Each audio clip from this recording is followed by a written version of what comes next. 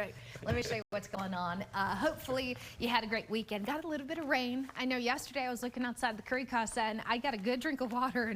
And you know, it's interesting because we have seen a good amount of rain so far this month, but careful with the heat. That lawn's going to get real crunchy real fast if we don't continue to keep an eye on that. So just something to think about. I don't think at this point we're going to be looking at any widespread rain today, but a couple itty bitty rain showers are going to be possible out in the south and eastern portion of the area. Hold that thought. Let's get you outside this morning. West Shore home camera there.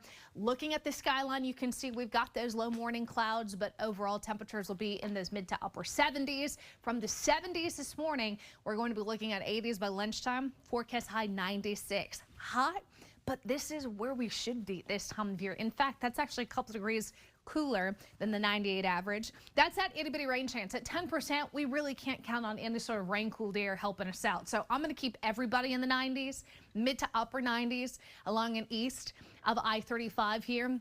And then with the humidity, it's going to feel like upper 90s to low 100s. Yesterday, our heat index got to 101. I'm thinking 99, 100 today. As far as the skies go, morning clouds will clear. Afternoon sunshine takes over. And then here's my 10%. As you can see, it's really nothing to write home about. No need to rearrange Monday plans over it. Just know if those clouds start to get a little dark on the bottom, Bastrop, Fayette County, that's the 10%. It disappears once we hit sunset. Tomorrow, I'm going to keep us totally clean as that ridge, that summertime heat dome is going to center itself over Texas as we transition into the middle of the week. That will keep us hot, dry, sunny, and pretty uncomfortable with those temperatures. But it's going to continue to work its way towards the west as we transition into the later part of the week, Friday, and then the weekend. That actually is going to open up the door for a few more and slightly better rain chances Friday, Saturday, Sunday. The fact that it's not going to sit directly on top of us this weekend allows that rain chance. Not that this is going to affect Texas or really any land at that, but I want to introduce you to Tropical Storm Iona. This is our first named storm of the Central Pacific season.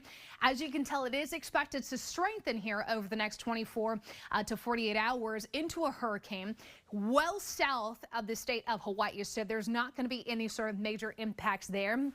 But it is, I think, a really good teachable moment because first name storm of the season, yet it starts with an I. The Central Pacific follows different rules. They don't start the alphabet over and start with A every season. They just pick up to where they left off with the storm before in the season prior, which was Hurricane Hone that actually impacted Hawaii last August. So they have a different set of rules, different set of names. They don't start over with ABC. They just pick up where they left off.